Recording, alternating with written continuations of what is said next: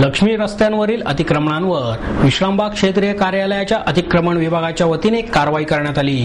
बेलबाग चौकातून गणपती चौकाकडे जाण्याकरता पादचाऱ्यांना कसरत करावी लागते, परंतु कारवाईनंतर मात्र पदपथ संपूर्ण मोकळे झाल्याने पादचाऱ्यांनाही पदपथावरून चालणे सोपे झाले होते। बेलबाग चौकात अतिक्रमण विभागाच्या गाड्या अचानक दुपारी 3 वाजता दाखल झाल्या आणि कर्मचाऱ्यांनी अतिक्रमणे उचलण्यास सुरुवात केली। यामुळे फेरीवाल्यांची तारांबळ उडाली। अनेक फेरीवाल्यांची वस्तू लपवण्याकरता धावपळ सुरू झाली। कारवाई दरम्यान कपड्यांचा व्यापार करणाऱ्या पथारीवाल्यांसह प्रवासी बॅग आणि सायकलिंगच्या दुकानाबाहेरील अतिक्रमणेही काढण्यात आली। अनेक ठिकाणी खाण्याच्या स्टॉलच्या बाहेर जास्तीचे कुंपण तयार करण्यात आले होते, तेही कायमचे काढून टाकण्यात आले। तसेच दुकानांच्या नूतनीकरणाकरता विजय टॉकीज जवळ रस्त्यावर उभारण्यात आलेला बांबूचा साचा देखील पाडण्यात आला। 5 टेम्पो आणि पोलिसांच्या 2 गाड्या लक्ष्मी रस्त्यावर फिरत होत्या।